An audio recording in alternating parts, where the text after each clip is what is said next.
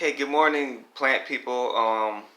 Today I'm going to be doing a quick video on my top 3 hardiest plants. And I know you're probably wondering if it's only about 3 plants, how come I have 4? And that's just, I'm doing it to show you 2 different growing mediums and, explain a few things. Now this plant here, I believe it's called a green and purple fuzzy wandering Jew.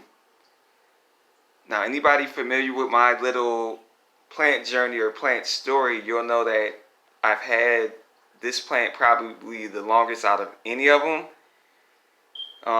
In 2015, I was living in Pittsburgh, Pennsylvania, and I had a roommate, which was my good friend. I guess I won't really say her name over Facebook, but anyhow, over YouTube. But we lived together for a period of 2 years.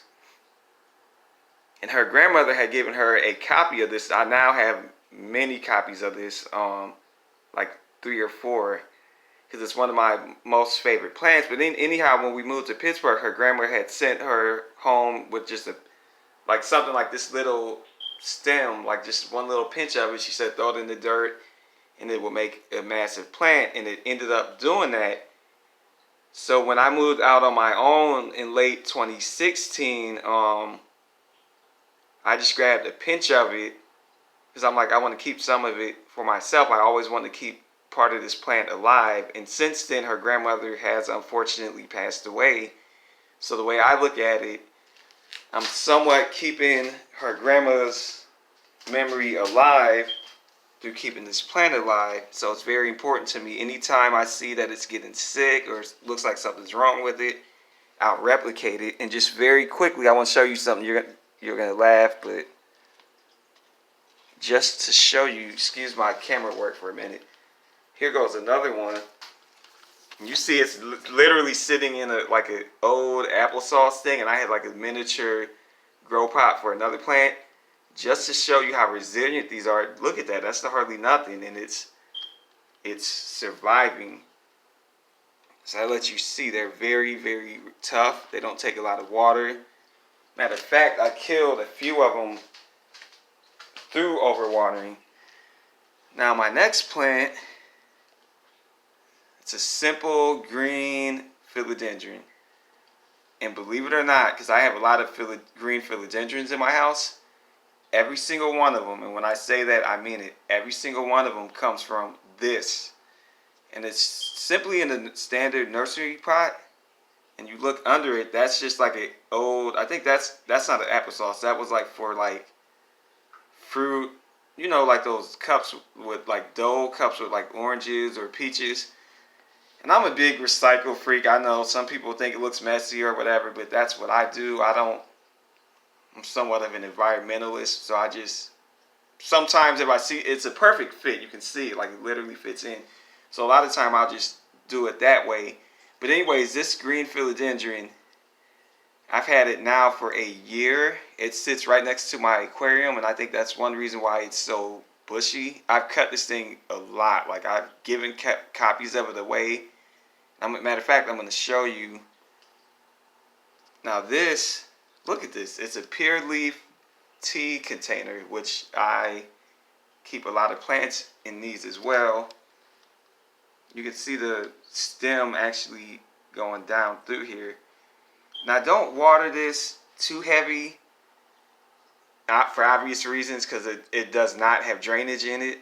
This has been in here almost, I don't want to lie to you, but it's been in here for, because I did this shortly after when I trimmed my original green philodendron, I put it in here. So probably a little bit under a year, but like almost closer to a year, because like I said, I did it fairly soon after I first moved here. And it has, the thing about a plant when you know it's doing well is when it splits. So there's at least like 3 or 4 different stems, and there's still some coming out from inside. So I'm just showing you to show you how resilient these plants are. You can grow them in anything. I mean, you see what I got mine grown out of. And then my third, Mr. bird's nest Sanseveria. Now, this is a self-watering. I've had this thing very long. I've had this since Pittsburgh, Pennsylvania, so it's very precious to me. Anything that I have from my original apartment is precious to me because at the time, even though I was older in life, that was actually my very first apartment truly on my own. So anything I have from that time period just reminds me of that. I've always had a roommate. Just due to my job, it's been easy. It was easier and more affordable to link up with people instead of being on my own. But look at that. It's I used to know what kind this was, but I kind of forgot because I used to have another one. It was called a Hanai bird's nest, and that one was more green with yellow. This one is slightly different, so I don't truly know the name of it. And I actually have, I'm going to show you, I have a baby of it. Okay.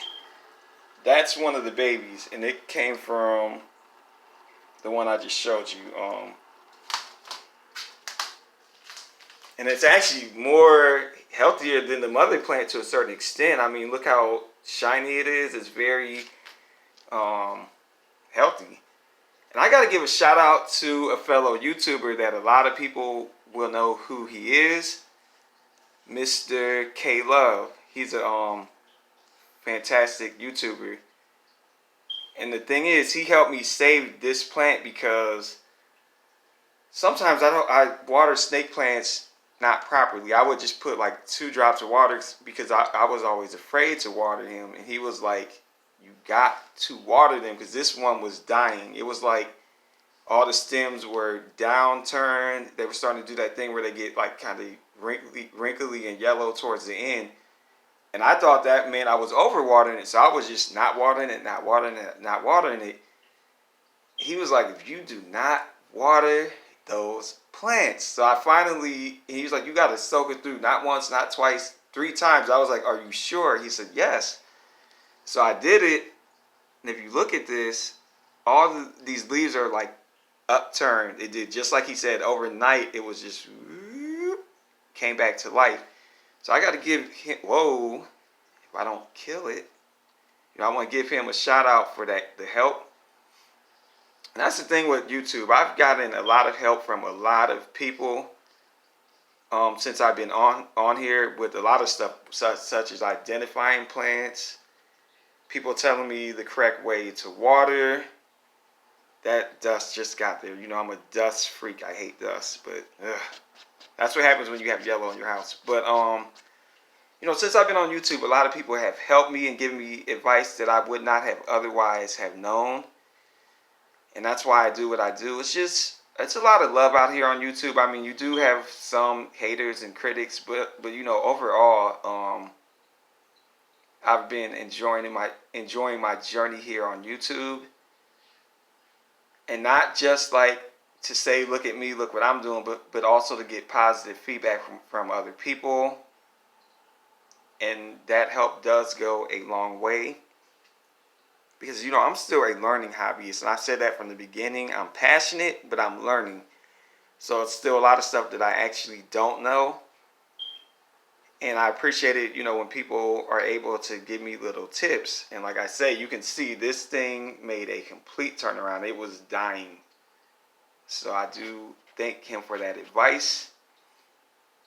But yeah, these are my 3 most hardiest plants. They're survivors. It's no matter what I do, they're still here. So I'm going to put this back where it belongs. It's been here, like I say, for a year. Hold on. Got to move my little LeeD'fined leaf. Now you can't see it. Yeah, it's been there for a year, and it's healthy. And I think part of it's by being close to the water, but can't prove it, but that's just what I think. And then I got this over here. It's doing so good over here. Anyways, everyone, I thank you all for your time. Enjoy your day.